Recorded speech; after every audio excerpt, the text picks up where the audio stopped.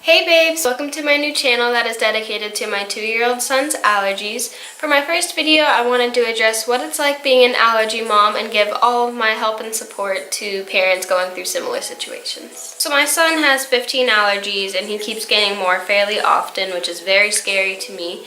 And the ones that we do know he's allergic to are peanut, egg white, egg yolk, dairy, soy, pork, almond, sesame, fish, tree nuts, and lots of other smaller ones that he can have on occasion that aren't a class 6, so he really doesn't react if he has it in variation.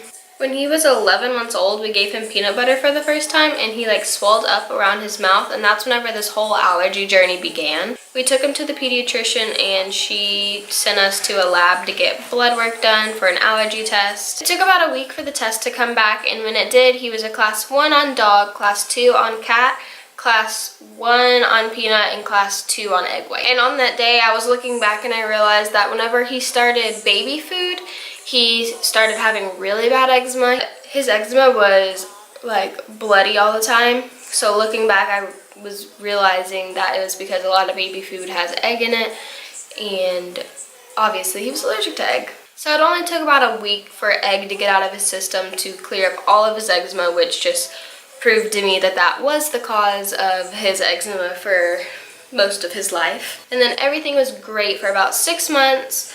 And then he started getting a terrible rash. I will insert pictures right here. It was insane. I would get stares at the store because people thought I was abusing him, I'm guessing, because it looked like bruises. It was that bad of a rash. So I took him to the same pediatrician that did his blood test about 6 months earlier, and she said he was too young to test, which made absolutely zero sense to me since 6 months earlier he had been tested when clearly he was younger then. So she just diagnosed it as eczema and didn't even try to see if it was allergies or ask me what he eats, and just to see, she didn't even try, which pissed me off. So I went to an ER to see if they had some answers, and they told me the same thing. It was just eczema and they didn't want to test him.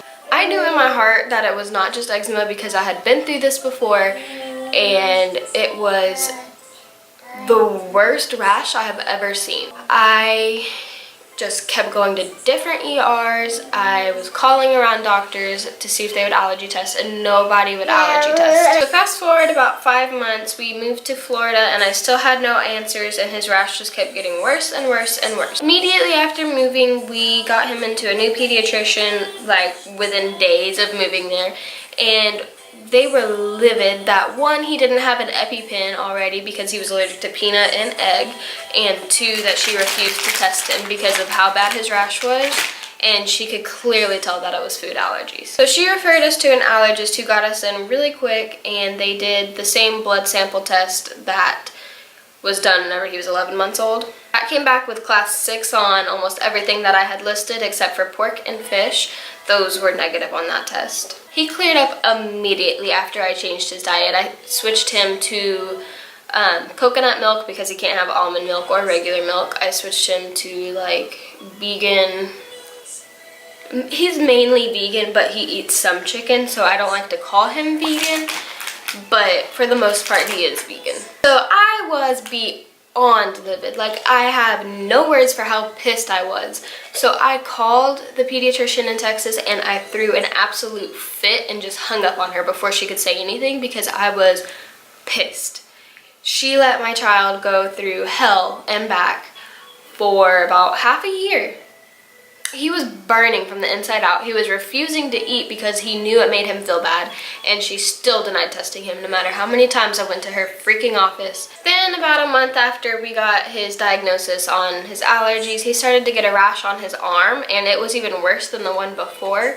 So I immediately took him to the doctor again, and they requested a skin allergy test this time, and pork came back on that one. Didn't really test that much, and I do think that he wiped some off, so it wasn't very accurate, but at least we got the pork one figured out, and that cleared up his rash. It took a little longer because it was infected, because he was 2 years old and I could not really stop him from touching it. no matter how much I wrapped it and stuff, and I have to let it breathe at the same time, so it was just kind of hard to keep it from getting infected. As for the other allergies, I just kind of figured this out on my own, because I can honestly tell you if your child has an allergy now, because I have been through a year and a half of seeing him with an allergy and not being diagnosed, so I can pretty much just tell. He swells up around the mouth, or he gets eczema spots on his face whenever he's eating it, so I just like cut it out and see if it goes away, and then I give it to him again. If it comes back, it's pretty obvious that that's what it was. There's like a handful that I've figured out on my own, because it's not worth getting him poked multiple times a year just to figure out something I figured out on my own, you know? So I do have a lot of EpiPens. I have like 8 of them because of how severely allergic he is to everything. If he had not had the ones in his system that came back with class 6 on everything already, he would have gone into anaphylactic shock and he would have died. So if he gets any of those in his system again, the chances of him going into shock are 90 out of 100. Like, it's really scary to me.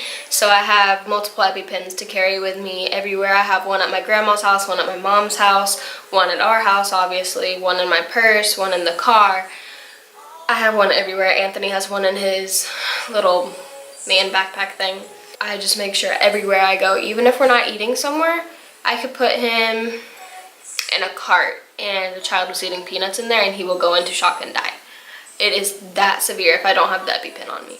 So I will be doing an EpiPen video all on its own to get people educated on EpiPens and how to use them, etc, etc. So look forward to that, and the rest of the videos on this channel I will be doing a lot of allergy related videos like recipes, tips, and I'll also be doing regular videos like morning routines, night routines, and other fun stuff like that. If you have any video requests, feel free to leave them down below, and I will see you in my next video. Bye!